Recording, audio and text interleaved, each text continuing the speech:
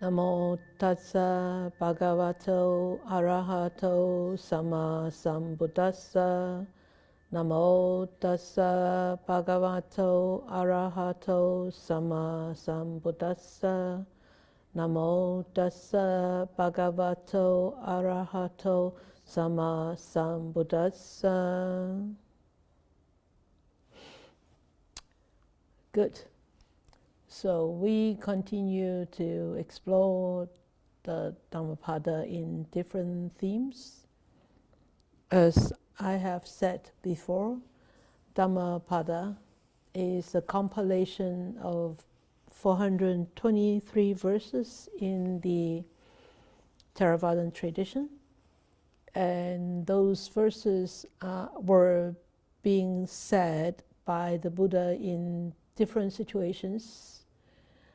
And those are the teachings, I could say that those are the teachings in the daily lives of the Buddha. And they are very simple verses, but yet they carry very, very deep meaning. So we have started looking at it a couple of months ago. And we're going to look at it in different theme. The human life is rare and precious. We've done that. Self-discipline, that means morality or sila. We have done that. And tonight we're going to start talking about cause and effect. A very common word that is used is kamma. Kamma, this spelling is in Sanskrit, and in the Pali term is K-A-M-M-A. And the next one is happiness, and then good friends, self-reliance, and then follow the Dhamma. So we talked about self-discipline last time in September, and the reflections on the self-discipline is, how do you rank yourself in self-discipline on a scale of 1 to 10. And do you discipline others more than you discipline yourself? And how does it feel when you discipline others? Feel good? Definitely feel good. Or, because I don't feel good, that's why I discipline others. Or is this going to help you to improve in your own self-discipline?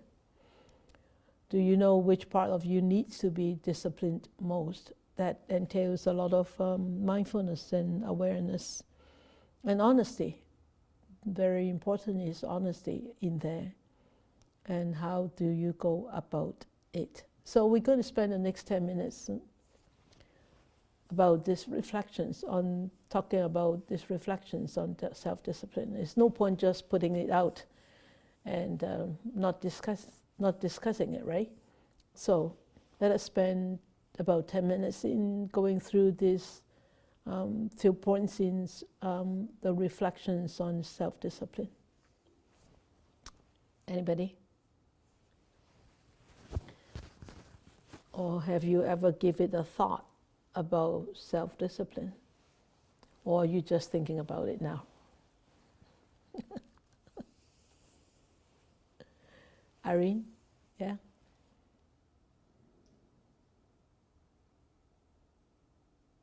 Amita wants to go on top for everyone. Hello. I go first. Yes. Brave. Okay, I would rank myself 5. Very modest. Okay. I tend to discipline others more than I discipline myself before encounter Dhamma. And understand the impermanence, causality, and also no self. And I do observe inward, from practicing meditation. And I now discipline myself more than others. When I say discipline others, it's usually my kids. Yes. Yeah. How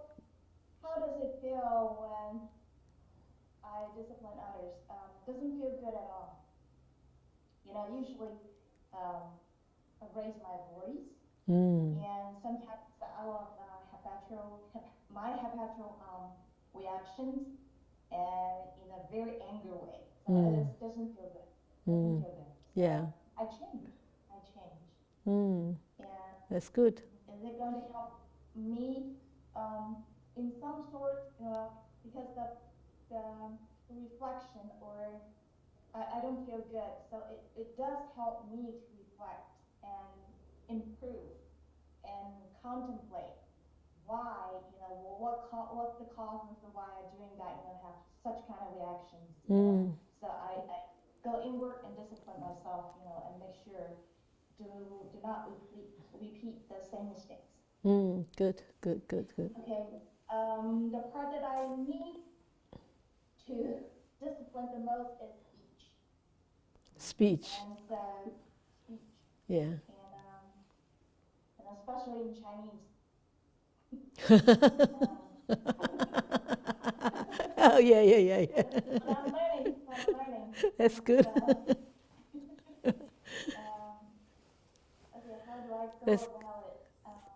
just be very mindful, right? Yeah, just be mindful. Yeah.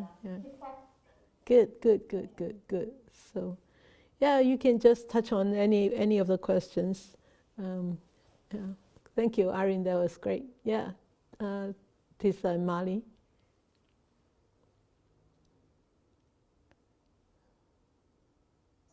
Hi, Sita. Hi, Mali. Long time no see. Yeah. So I sort of wrote down a few things, some notes on this. So yes, I did my homework. Good. How do I rate myself? I would go. I have a range from maybe 5 to 7. So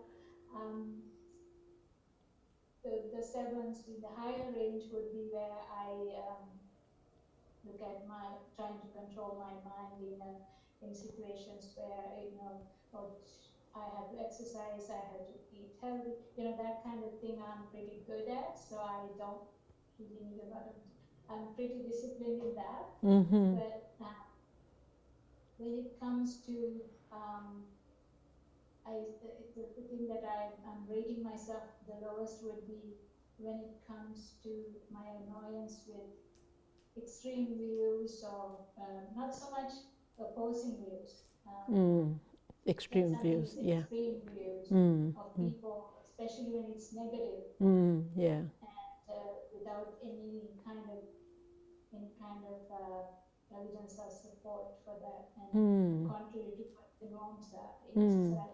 Yeah, very easy to fall into that trap. Yeah. So those situations I can get annoyed.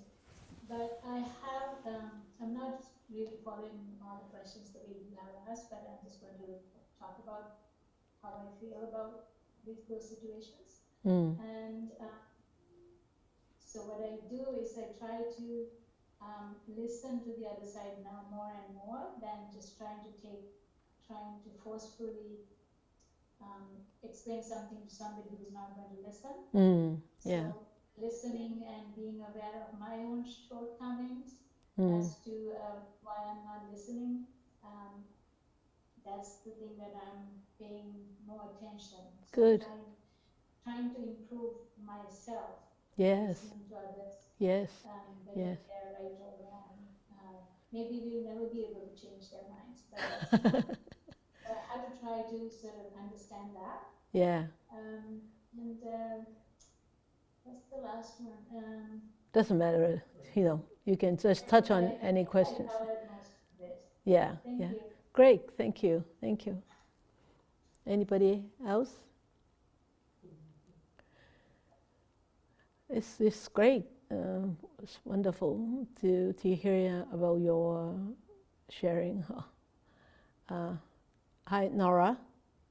Oh, okay, Nora. Nora put up her hand. I saw Nora first. Okay, Waifu later. Okay.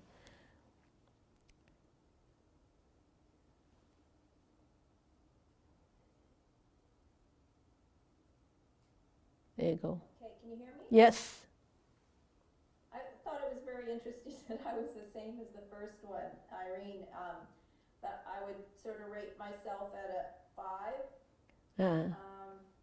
That's because, like, yes, I'll do my exercises, I'll show up if I say I'm going to do stuff. But where I fall down, I think, is in my practice, and that I could be meditating more, and I could be tidier, and I could be less critical of people. So I don't really have any kids, so I don't know who I'd be disciplining, but I know in my mind I'm very critical, and so I guess what I'd like to change is speech and thoughts. Yeah. So instead of judging people, Yeah. and how I would do that is set an intention, like every day, Yeah. you know, or throughout the day, you know, check yourself. That's good. Be mindful. That's good. Yeah. Yeah. Speech is actually a very difficult, it's a very challenging topic. It's so easy to say something and then regret it. Yeah, I totally agree with you. Yeah. And sometimes we don't even regret, because we think that we are so right, we are so correct, and we don't regret at all. And sometimes even when people apologize, we still don't pardon them because we think that we are so absolutely right and you're absolutely wrong. Yeah, that's absolute. Well, and Yeah.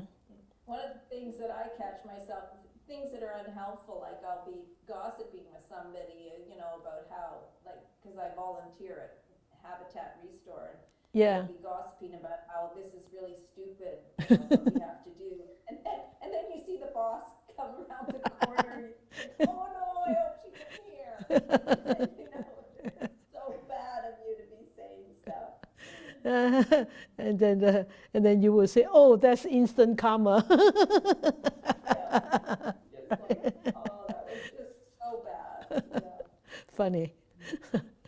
Good. Okay. Okay. Last one. My Waifun. Okay. Thank you, Nora. Thank you.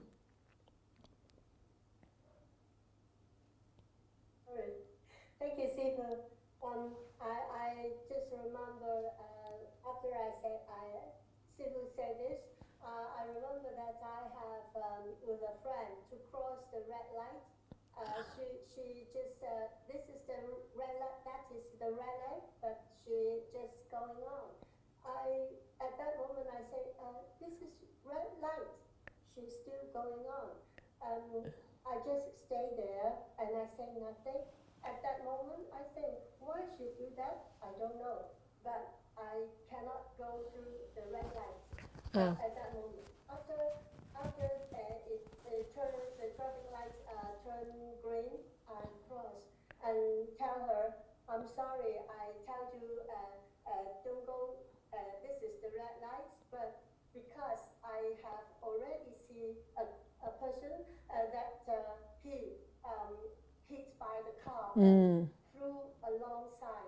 Yeah. So I'm very afraid that you get hit. Got hurt. So Yeah. I say that don't go. Yeah. And she say nothing. But after I say this words, I stop and we walk together, but say nothing. At that moment, I say, I don't know. Is that she accepted or not? But at that moment, I say it. Yeah. Yeah. She accepted or not is not my fault. So this is agree of the people to discipline others is very difficult. But if it's right, I do that. I'm not thinking anymore. That's what I want to explain. Thank you, Sifu. Okay, good. Well, you were really not disciplining her. You were trying to save her. That's a good intention. But for this discipline is actually we have to bear in mind all the time is we really cannot change others. We have no way to change others. Sometimes even on the superficial surface, we think, oh, she will listen or he will listen to me. Yeah, but yeah, maybe because you're more senior, you're more more authoritative, or because you're the sifu, so they will just abide by what you said. But deep down, or along the path, would they really change? It's really up to them. It's really up to them. And so, whether people change or not, well, whether people accept your advice or not, is really, or your discipline or not, is really, it's up to them. So, I think the discipline part is actually mostly, I think it should be applied to oneself, not applying to others. And of course, if that discipline, like crossing the road, you're really not disciplining them, but you're just, telling them, this is. I mean, this may cause accident, and that your friend may get hurt, and even the driver may got hurt. So it has serious accidents that could cause, So, yeah, self-discipline is actually a very big topic, and it's actually a very, very important topic, especially nowadays in this kind of fast world. Self-discipline is actually very much needed. Otherwise, we can easily go off track, right? Using cell phone or watching online things, and being criticizing. I mean, look at the world. Every day there is something really negative happening in the world, and there's so much that we could actually criticize or gossiping about, but do we really need to do that? Do we need to spend time doing that? We just have to think twice. Okay, there's more than 10 minutes, so we go on to tonight's topic. So tonight's topic, or exploring the Dhammapada in this aspect, is the cause and effect aspect, the law of causation. And Kamma is a very common word that we hear. Everyone knows about this word karma. And yet, a lot of people actually have a real misunderstanding about this word. So, especially in the West, a lot of people think that karma is kind of a fate, or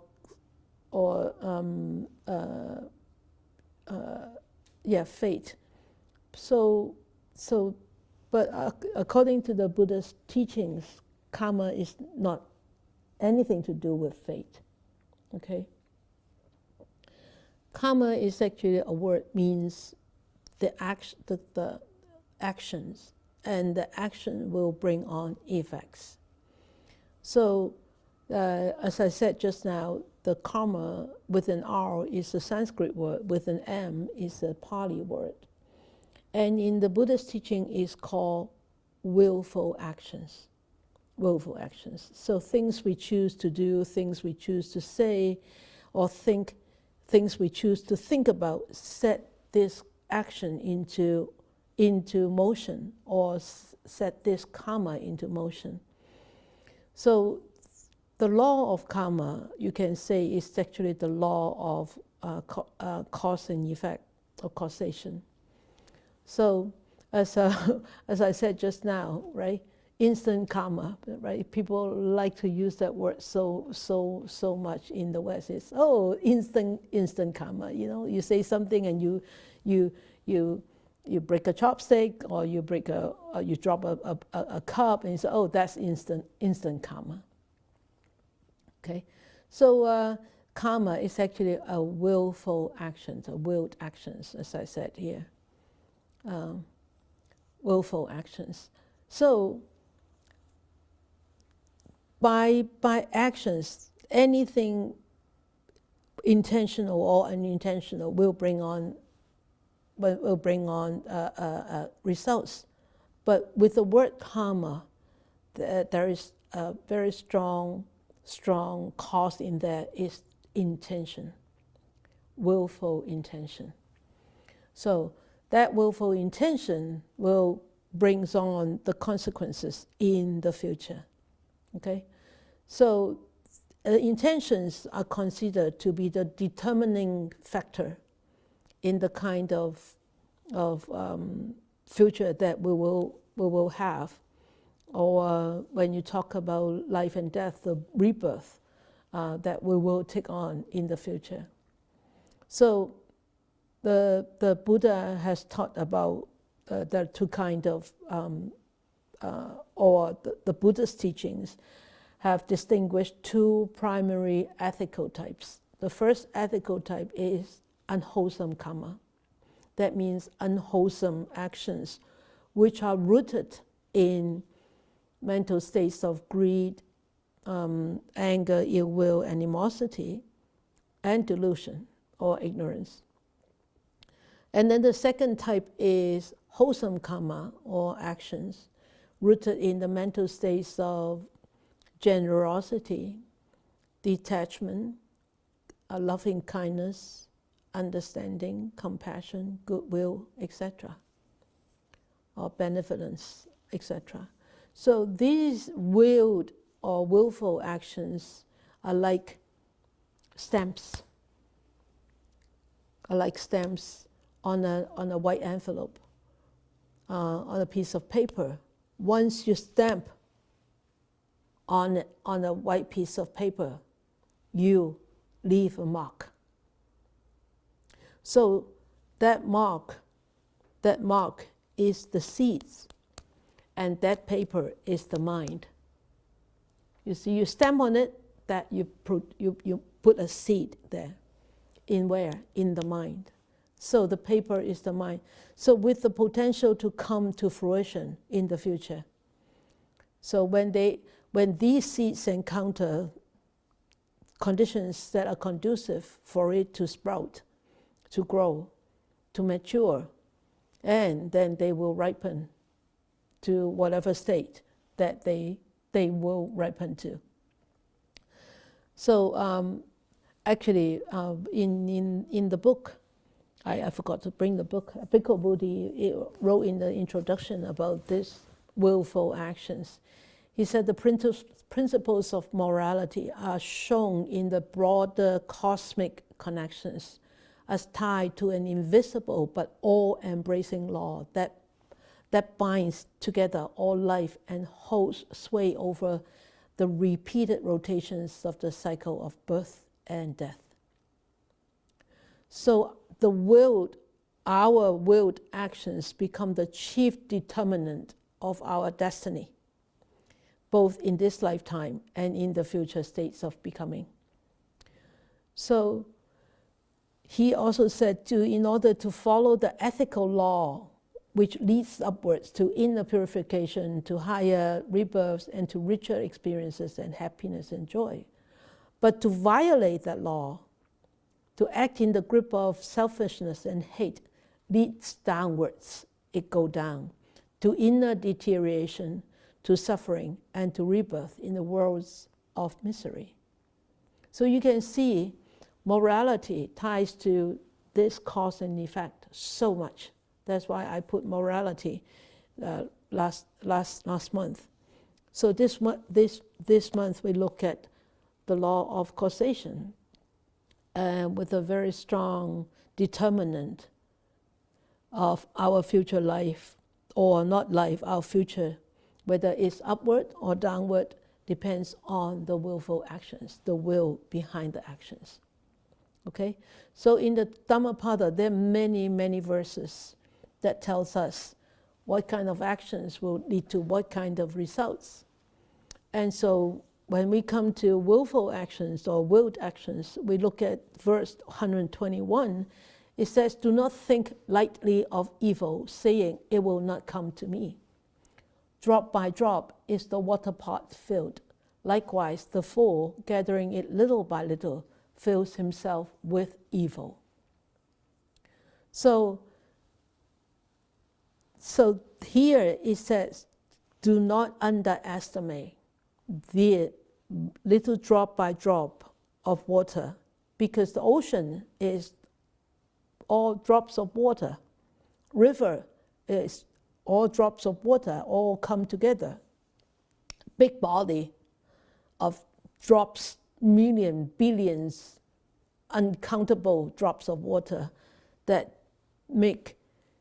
come together to become a river, a pond, an ocean. So gathering it little by little, it will become a big matter. It will become a serious matter. So this verse actually tells us, do not underestimate even unwholesome actions.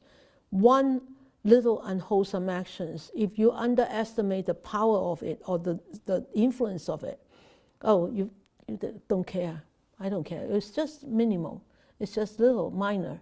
Okay, next time you perform again, another minor mistake. Okay, you don't pay attention, you're not aware, and you repeatedly doing those minor mistakes. Minor mistakes all add up, will become major mistake, will bring on major mistake, major consequences.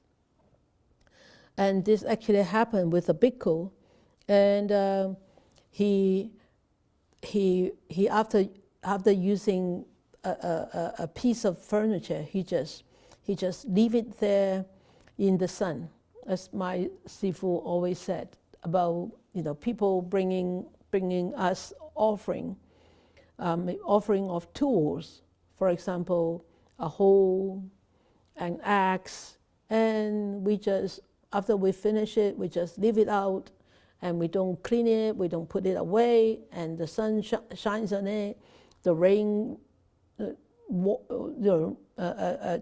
wet it, and it's supposed to last 10 years, it only lasted 5 years. And that is actually a willful action, unwholesome action. And the bhikkhu also similarly, he finished using a furniture, he just let it out leave it out, and he doesn't care. And despite all the advices from the Sangha members, he just couldn't care, and eventually that furniture got infested by ants and rotten by the rain and the sun. So this irresponsible behavior was reported to the Buddha, and the Buddha called him and asked him about this action. He said, I do not have the intention to destroy those things. After all, very little damage has been done. It's only infested by ants, we can still use it, and so on and so forth. So he had a lot of excuses and continued to behave in the same way. So when after he said that to the Buddha, and the Buddha said to him, Bhikkhu, you should not behave in this way. You should not think lightly of an evil or unwholesome act, however small it may be, because it will become big if you do it continuously, habitually, because you develop a habit, right? And that habit, if it is wholesome, that's even is good. But if it is unwholesome, then you really need to think twice. How are you going to kick that habit, right? So similarly, in verse, of course, that is talking about unwholesome. Similarly, in verse 122, he said, "Do not think lightly of good, saying it will not come to me. Drop by drop is the water pot filled. Likewise, the wise man gathering it little by little fills himself with good." So the last one talk about unwholesome actions. This one talk about wholesome actions. And yes, we may not perform unwholesome actions that often, but also we may not perform wholesome actions that often because we think, oh, this is trivial, it doesn't matter. I don't think I need to do this. I don't think I need to do this. And so here, similarly, the Buddha said, do not think lightly of good, saying it will not come to me. That means do not underestimate the little good that you can do. For example, when we go to supermarket, we pay at the end of the payment, the sales lady will ask you, oh, would you like to donate $2 for the children's hospital? I said, no. Can we spare $2? Yes. But we don't want to. But we don't want to donate. Why? Ask yourself. I don't know. Everybody has different reasons why. So, you know, I don't mean that you need to donate every time they ask you. Yeah, I don't mean that. But why? To think about that. Can we afford to give $2 to Children's Hospital? Or should we? Can we? Should we? Do we? So all these little drops of water also add up to become big oceans, big rivers, big ponds, whether they are good or they are wholesome or unwholesome. Okay, so these two verses tell us the intention of us behaving will build up a habit, whether it's a wholesome habit, unwholesome habit. So we have the choice of building up wholesome or unwholesome habit. Of course, we need to be wise to choose the wholesome habit, but sometimes those old habits are so strong that they could overcome us to behave in a wholesome way. So we need to keep trying and do not underestimate that power of, good act little by little, because they could add up. All right? So when you say, okay, karma, cause and effect, okay, I plant a cause. So when would the effect come? I tell you, the time will come. It will come. Just like the flower, it will sprout, it will ripen, it will flower, it will come. You don't have to worry about it, okay? So in verse 71 it says, truly an evil deed committed does not immediately bear fruit, like milk that does not turn sour all at once. But smoldering, it follows the fool like fire covered by ashes. Dhammapada is just amazing. Those verses are really so pinpointed, like poof, like that, like an arrow, right, going into the right red center. So we can see the karma from here. We said, yeah, the milk doesn't turn sour all at once. Okay, you open up a fresh bottle of milk, 1 day, 2 days still good, 3 days is still good, 5 days is still good, 6th day you kind of feel funny, and 7th day it feels sour, and 8th day you cannot drink it. Once you drink it, you probably get problems with your bowels. So you can see this milk doesn't turn sour all at once, but smoldering it follows the fool like fire covered by ashes. So that similarly with our actions, those unwholesome actions, I really don't like that word evil, but this is what it is in the book. I don't want to change that text, but I will always replace it with unwholesome. So unwholesome deed committed will not bear fruit right away. It's just like the milk doesn't turn sour, right away. So it will come, eventually it will come. It depends on time. Okay, when all conditions are ripened, then it will come. So this actually, if you have read about this story, is actually about a ghost.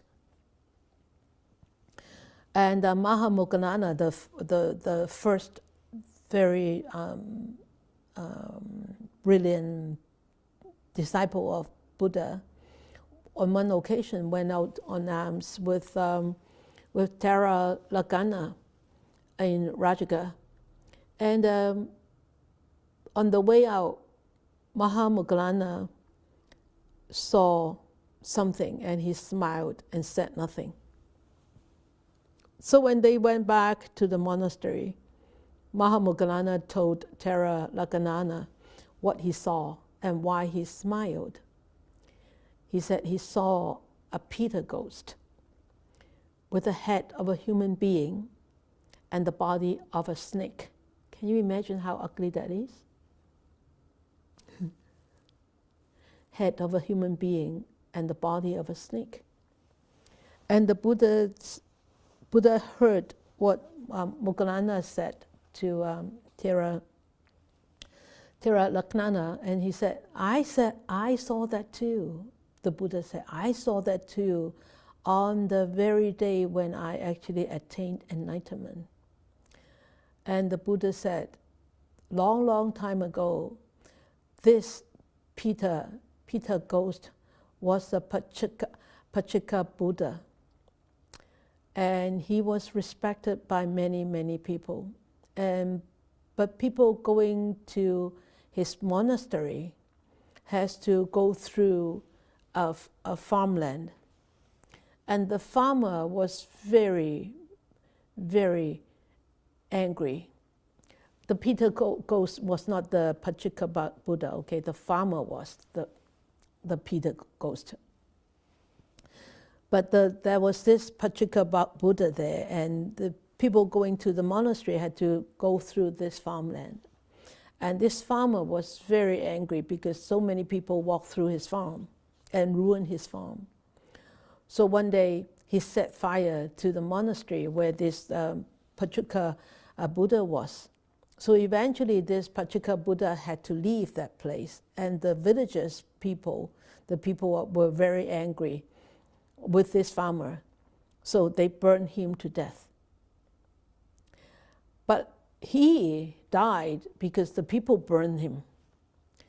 But after he died, he actually was reborn many lives as a Peter ghost, like a ghost with a human head, but snake body.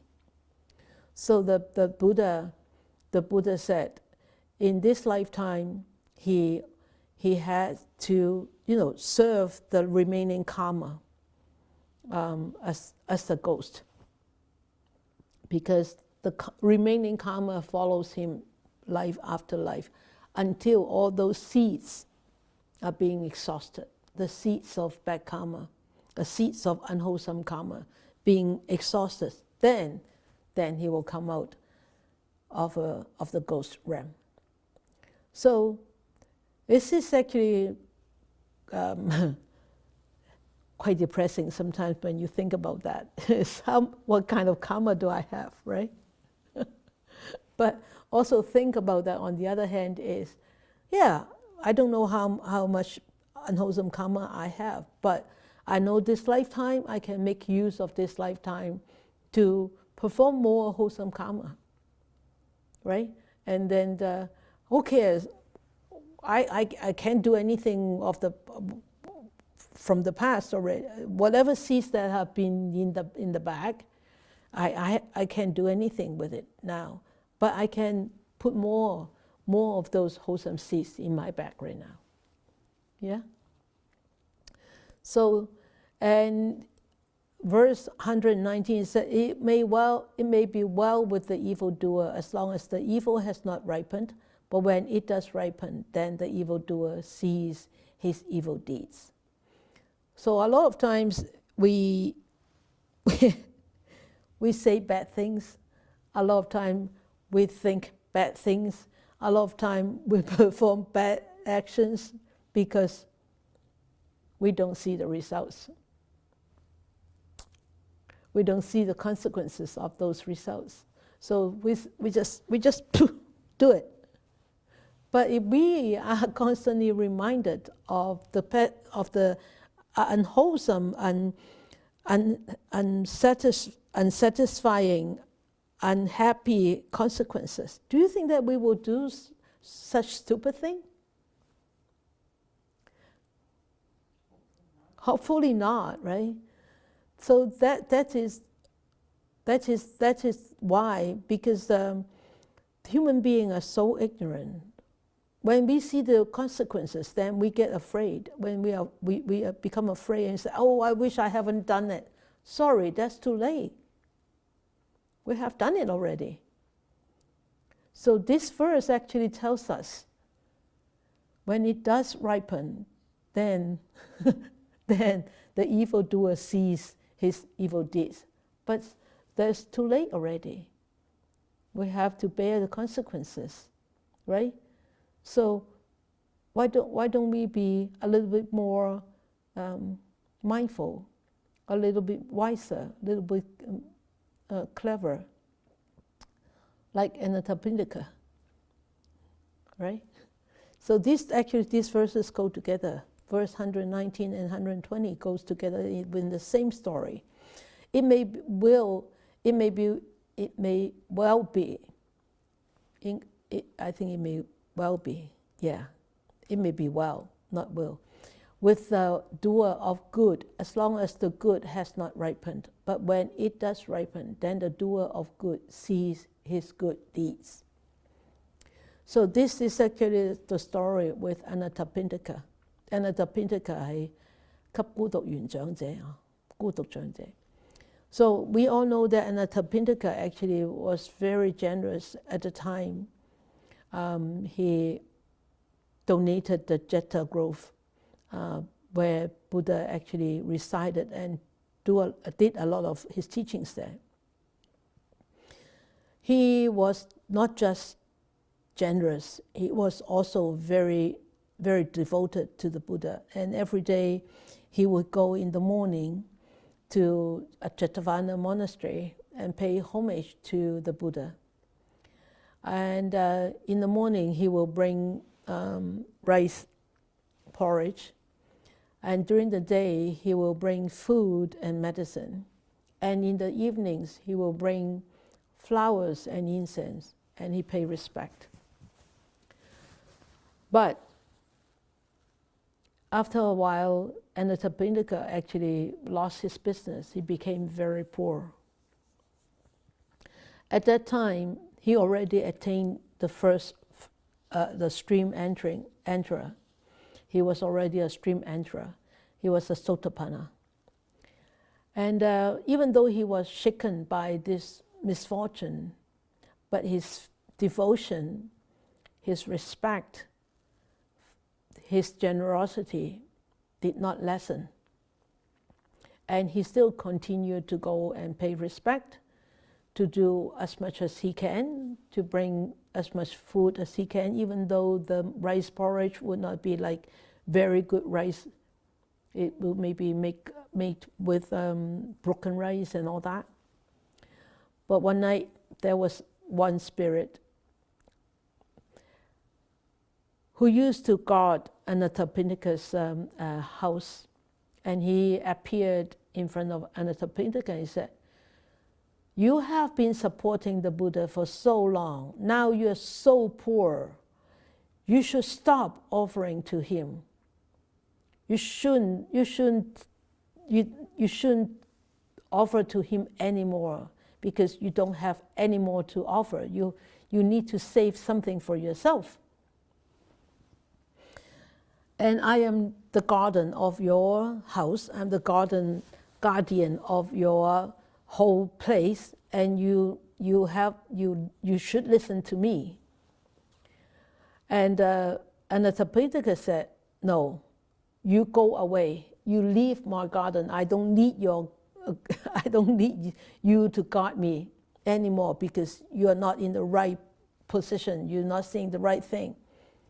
You go away."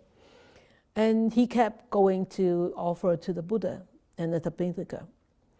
And so this guardian was very upset, and the Dhammapada didn't listen to his story, to his advice, and he got chased out from Anathapindika's house. So he eventually went to the Sakka king, the heavenly king, and asked his advice. I wanted to return, I wanted to guard Anathapindika's house again, but he wouldn't. I don't think he would accept me because he's a person of principle. The Sakka king advised this being is that, Anathapindika, because he has lent so much money to others and they haven't paid him back, so you could help to go and get those lending money back. And also, Anathapindika also has some treasures which were the boat flipped and the treasures all went down into the ocean. So you could actually retrieve those treasures back and then bring them back to Anathapindika and make him rich again. So this spirit, after hearing what the Sakka king advised him, he did go to look for all these things, all these treasures, and he brought them back to Anathapindika. He said, "Sir, I brought you back the wealth that you're supposed to have. That belongs to you." So Anathapindika became rich again. And even though he became rich, when he was poor, he still went to see the Buddha 3 times a day, still offered as much as he can. And when he became rich again, so he offered as much as he can. So, you see, Anathapindika didn't care what kind of consequences his actions will bring. He continued to offer. But eventually his wealth returned back to him. But if he would have listened to this spirit and stopped offering to the Buddha, do you think that he will ever become rich again? I don't think so, right? So these 2 verses tell us the time will come. It will come. The consequences will be there, okay? And there is no escape of our actions. There is no escape of our wholesome or unwholesome actions. And we can see that the fruits of actions will always come. It just depends on whether it's full fruit or quarter fruit or half fruit. Okay? So in the Dhammapada it says in here, neither in the sky nor in verse 127, it says, neither in the sky nor in mid-ocean, nor by entering into mountain clefts, nowhere in the world is there a place where one may escape from the result of an evil deed or unwholesome deed. So there is no escape. When we, with willed actions, perform unwholesomely, there will be no escape. Then you will say, wow, Sifu, I'm practicing now. Can I escape? Yes, of course you can. But will you be totally free from the consequences? No. But the extent of the fruit may be lessened by your willful intentions to practice a wholesome way this lifetime. Okay? So, neither in the sky, so there is no way to escape from karma, the cause and effect, whether it's wholesome or unwholesome. Okay? So, and then 125 is that like fine dust thrown against the wind, evil falls back upon that fool who offends an inoffensive, pure and guiltless man. So it means if one wrongs a person who should not be wronged, one who is pure and is free from moral defilements, it means this inoffensive, pure, and guiltless man means an arhat, an enlightened person. Okay, not just us, like ordinary human being. The evil falls back upon that fool like fine dust thrown against the wind. So this is a story that actually happened also in when the Buddha actually saw this story, and then he taught this in the Jeta Grove. There is this one morning, this Koka was going out to hunt with his pack of hounds. And on the way, he saw a bhikkhu wearing orangey color robes. Bhikkhu was going into the city for alms. And this Koka, his name is Koka, a huntsman, a hunter. And he said, well, seeing this bhikkhu is a bad omen. That means I'm not going to get anything today. So he went on to hunt, but really that day he didn't get anything. He wasn't able to get anything. So on his way home, he met this bhikkhu coming back from alms. And he was so angry. He started running after this bhikkhu. So this bhikkhu ran, and he climbed up a tree where his hounds could not reach him. But this hunter was so wicked. He used his arrowhead to poke the feet of the bhikkhu. And the bhikkhu tried to avoid being poked. And his robes fell. Because you see in the old days or in the Theravadan way, you see the ropes like going this way and going that way, right? They have nothing to like us, like we have buttons and all that. They don't, right? It's just a big piece of cloth being wrapped around. So because the bhikkhu trying to avoid being poked by this arrowhead of this hunter, and so his rope fell down. And his rope fell down, it fell on the hunter's head. And the hounds, the dogs saw that the rope fell down, and they thought that was the person on the tree. So the hounds actually started biting onto his owner because they didn't know, right? They bite and they bite and they bite. And eventually the hunter got free of the orange rope, and he was already like bitten very, very badly. And only then did the dogs start to realize that was his own owner, their owner. And at that time, he was already badly hurt. So that's why the Buddha, and eventually he died. He died, the bhikkhu felt very bad. This hunter died, and he went back to the Jeta Grove monastery, and he told the Buddha the whole story.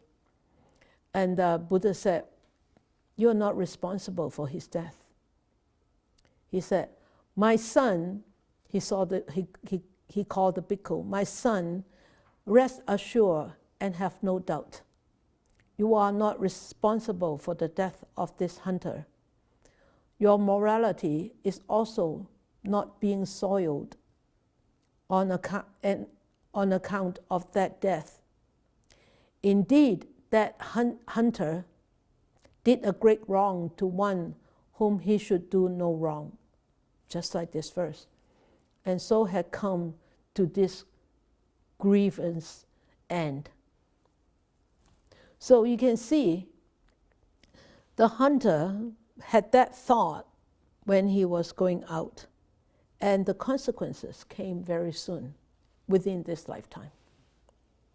And just like a seed, I always say, when we plant a seed, the seed may bear fruits. That fruits could be a flower. But the real fruits come after this lifetime. So don't underestimate. You think, oh, karma plays out this lifetime. I pay the consequences already. No, no. Those are the flowering fruits only. The real fruits haven't come yet. The real fruits come after life, after this life. So we can see the effects of actions are actually, it's quite, I could say, scary on the unwholesome part, and very, very pleasing on the wholesome part, right? So the effect of actions we can see from 136 is when the fool commits evil deeds, he does not realize their evil nature, because we are ignorant. The witless man is tormented by his own deeds like one burned by fire. That is the effects of unwholesome actions, unwholesome causes, planting unwholesome seeds. So we plant our own seeds. We bear the consequences. We bear the karma. Okay? And in verse 137 to 140, it says, one who uses violence against those who are unarmed and offends those who are inoffensive will soon come upon one of these 10 states. So that means if we use violence against those who are, who are not armed, and we offend those people who are inoffensive, one of these next 10 results will come by. And what are the 10? So those 10 results are in these verses from 138 to 148, 9, 10. So 3 verses, you can read them, but I make a summary. Will incur sharp pain, disaster and bodily injury, serious illness, derangement of mind, will meet trouble from the government, going to prison, grave charges, loss of relatives, loss of wealth. His houses will be destroyed by a ravaging fire. Upon dissolution of the body, will be reborn in hell. That is the fruity fruits, the last one. All from 1 to 9 is the flowering fruits, fabo. And the last one is guobo, is the consequence, the fruity fruits. So you can see the effects of actions. I think that we can still have a whole list of this rather than just 10 of them, right?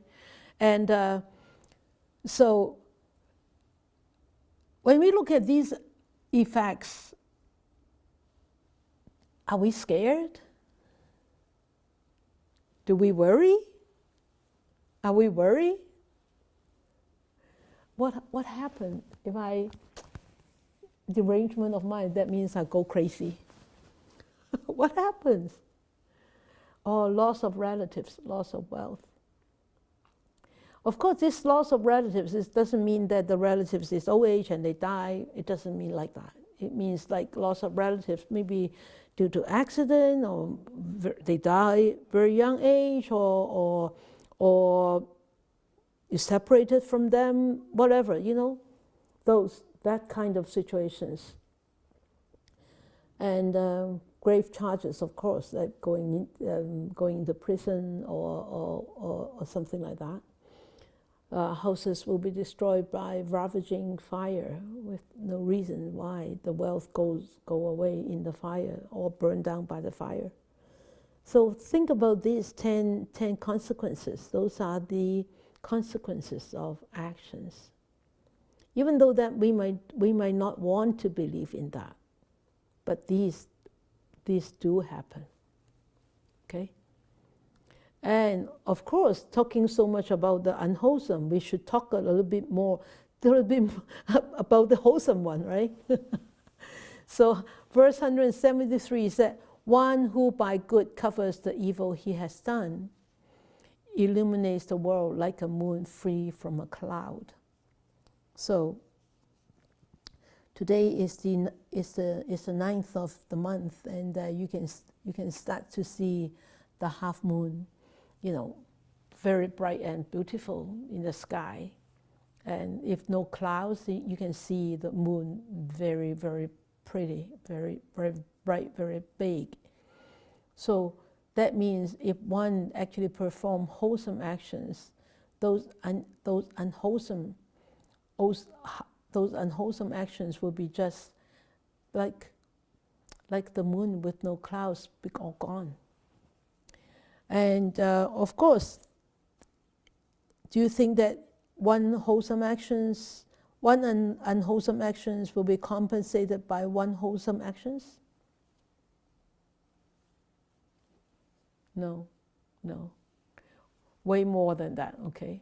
Maybe, I don't know how many wholesome actions that you have to perform to actually compensate for one unwholesome actions. So, but change is possible.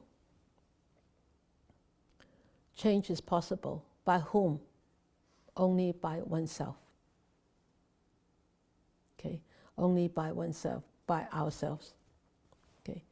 So, a lot of times we seem to be stuck in old, very destructive habitual behavioral patterns.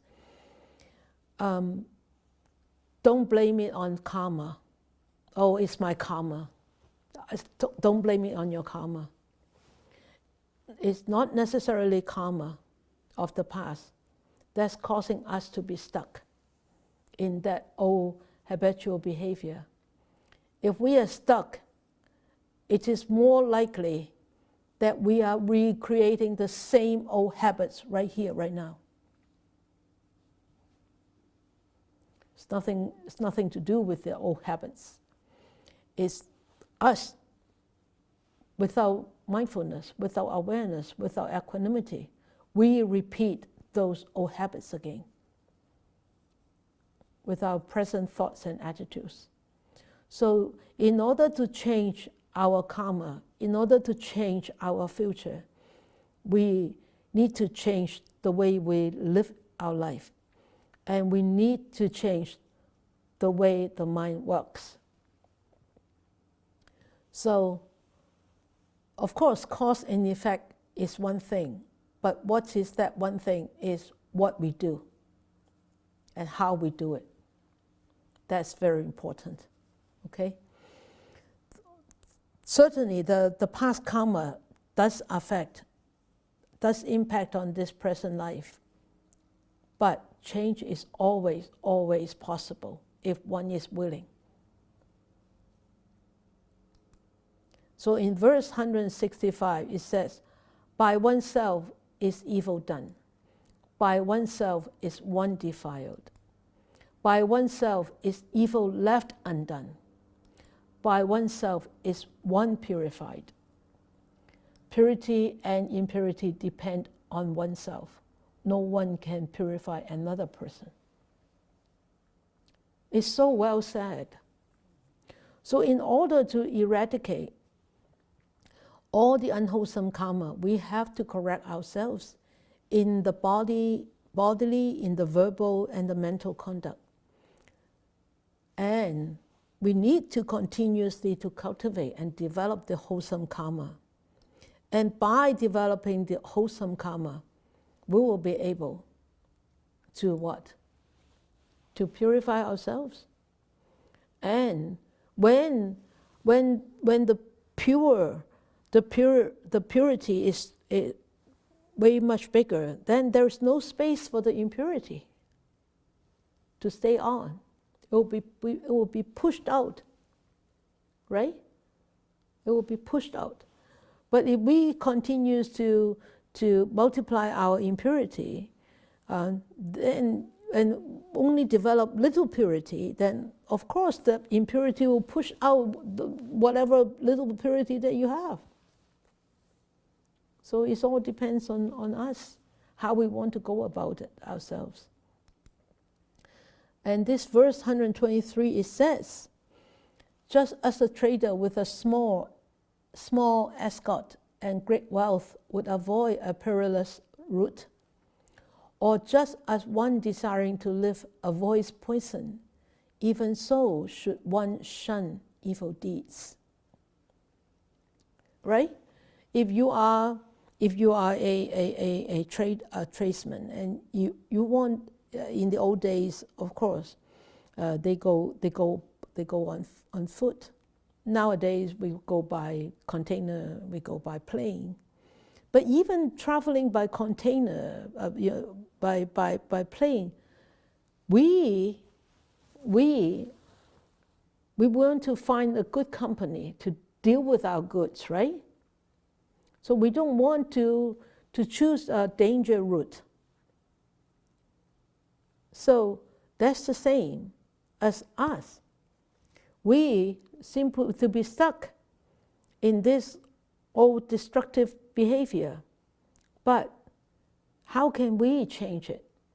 So we try not to go into that route again. And if we are in that route, or route, if you want to use that, that route, how much awareness do we have to actually bring ourselves out, away from that perilous route? It's not easy, but it can be done. And it needs to be done. Because why? This life is so precious. Because why? We have human life, and we have Dhamma, and we can practice.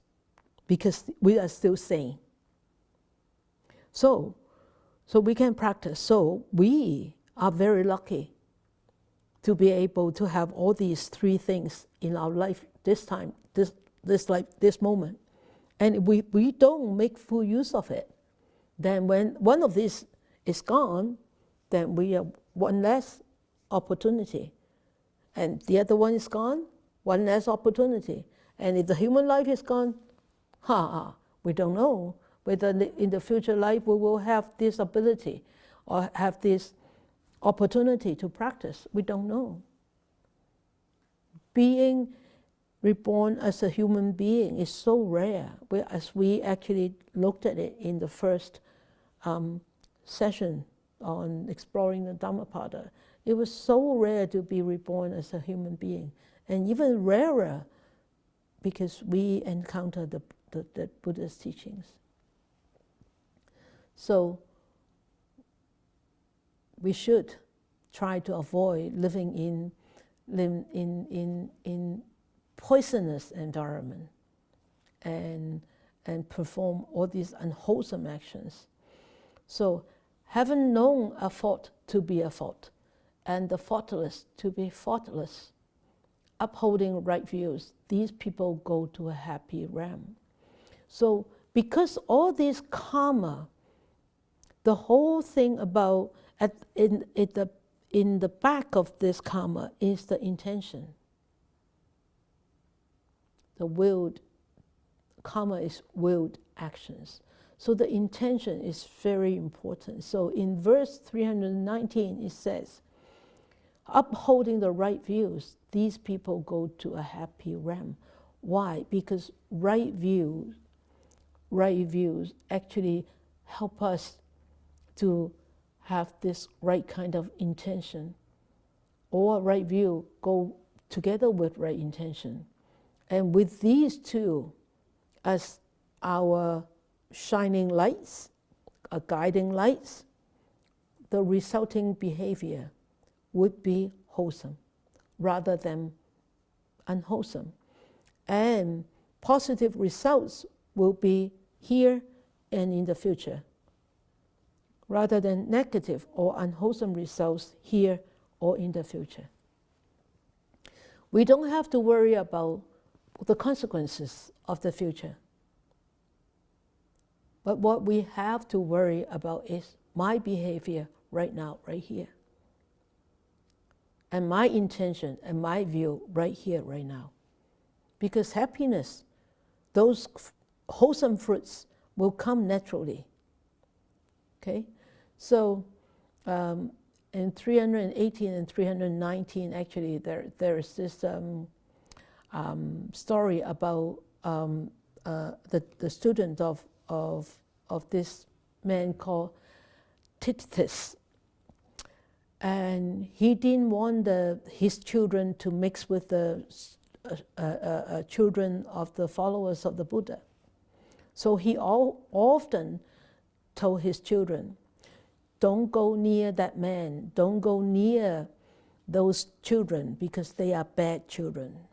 They are very bad. So do not go to the Jeta Grove, do not go to the Jetavana monastery, because those are bad people. Those are bad children. Those are bad parents.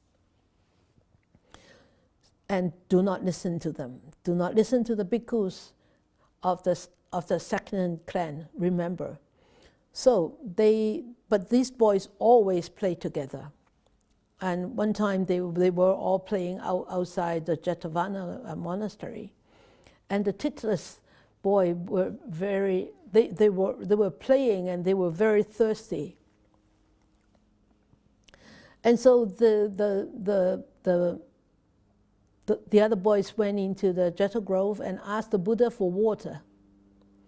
So the Buddha gave them water, and they felt very good. But they said, our friends, they are still outside, they are very thirsty, but they didn't want to come in because their parents and their teacher told them not to come near you, not to come near the bhikkhu, not to come near our parents, not to come and play with us, but we play anyway.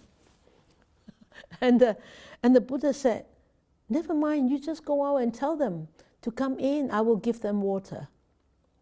So these children, very innocent children, right? They went out and said to the Titus boys, come in, the Buddha will give you the water. Children being so naive, they forget what the parents teach them. They just wanted to quench the thirst, right? So they went in and they took the water from the Buddha, and then the Buddha started to tell them stories. And stories about the Triple Gem, and stories about the Dhamma, stories about the Sangha, and they were so happy. They listened to the teachings of the Buddha, they were so happy. And then when they went home, they talked about the visit to their parents, and the parents were so angry, and they said, oh, you should not listen to him. He's giving you bad information and teaching you bad things. So the parents were so angry, and they were crying. And so these parents, who are the Buddha's disciples, said, you should stop crying. You should listen what your boys told you about the teachings from the Buddha. And listen, don't cry, and don't cry. And then they stopped, and they listened to the boys, and then they eventually went with their own boys to go and see the Buddha and listen to the Buddha's teaching. So, having known a thought to be a thought, and the thoughtless to be thoughtless, upholding right views, right intentions are very important qualities for our own behavior. So remember, if you have a wrong view, if you have a wrong intention, correct them right away. Don't let them linger on in your mind all the time, because it's going to eat you, it's going to rot you. You all look very tired today.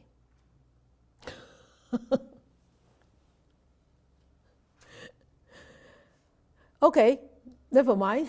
So let us look at reflections. Which one worry you most, the cause or the effect?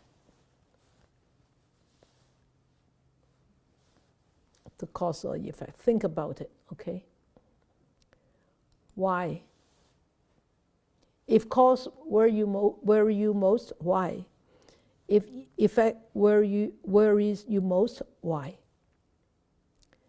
So could you give an example in your life experience about cause and effect that has cause and effect in it? Give an example. Think about an example. And have you learned anything from that experience about cause and effect? Okay, so it seems that tonight we talk about a lot on unwholesome actions, unwholesome karma. But think of it as opposite to unwholesome is wholesome.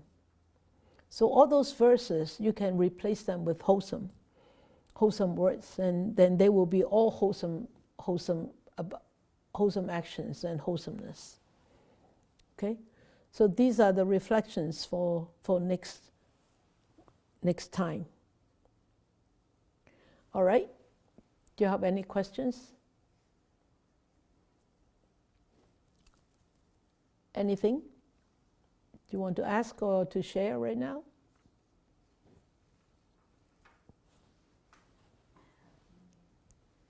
Versha. Titania first. Versha first, then Titania. Thank you, Sifu. I just wanted to say that something I always struggle with, and I think you know this, is this whole idea of climate change and how we're living the effects of all these different causes that we've produced. And I really appreciated today's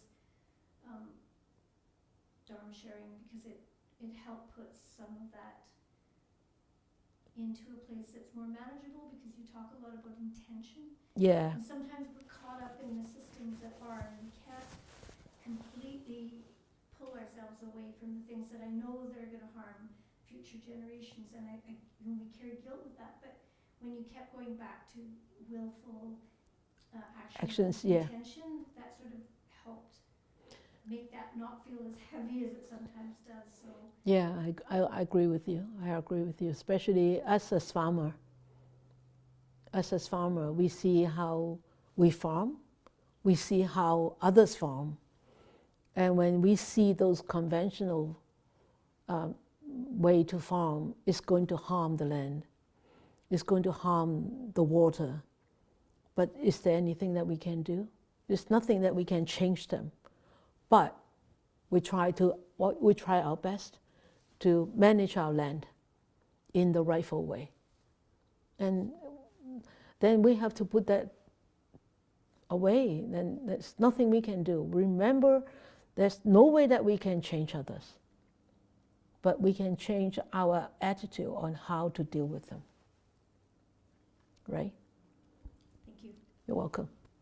Okay, Titania.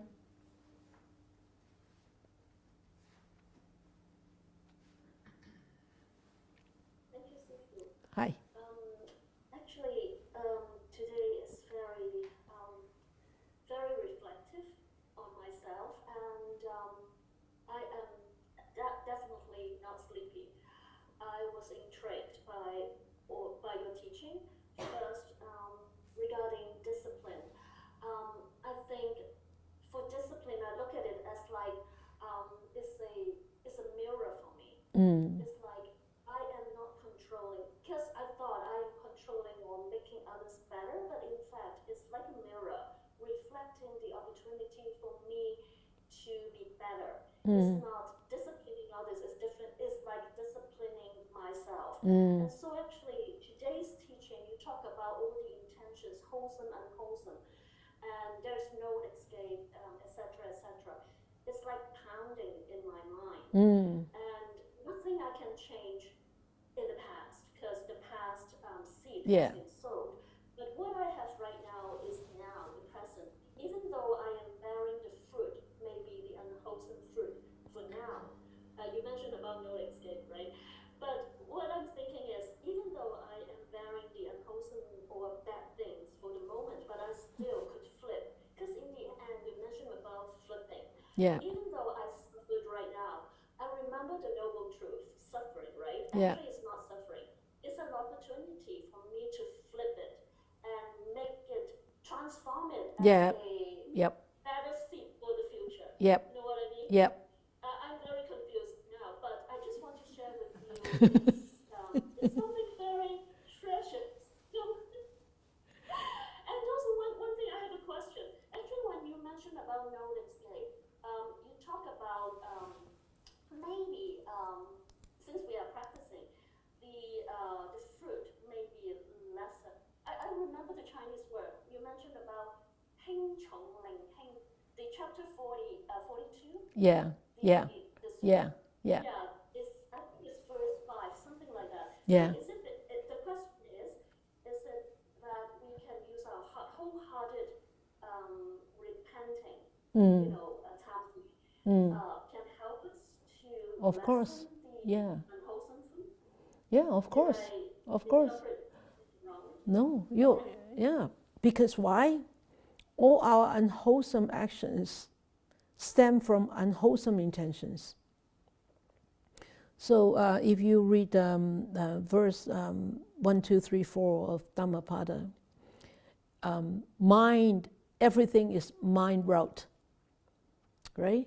So if somebody is holding grudges, it's just unhappiness follows them, like the ox following the footprints, the cart following the footprints of the ox.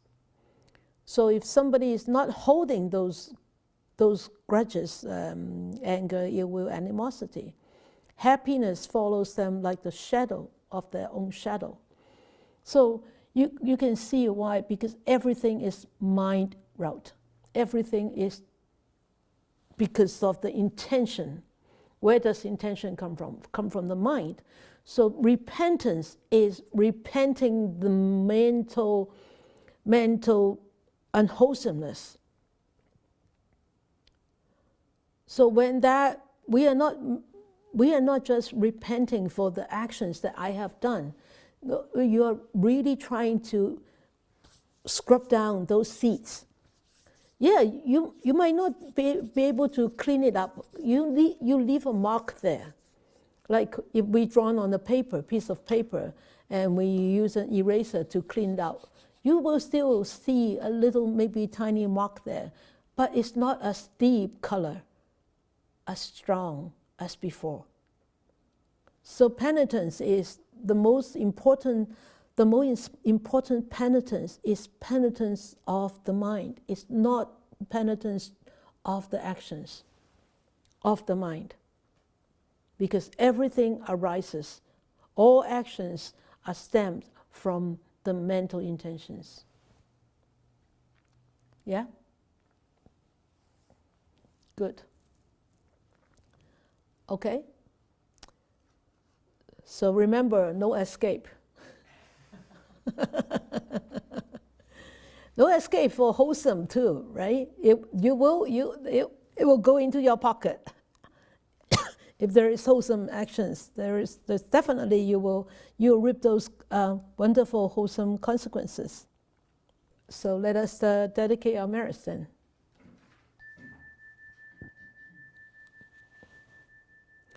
May these blessings extend to all, that we with all the other living beings together will attain the Buddha way. May we wish more and more people will encounter the wise words of the Buddha.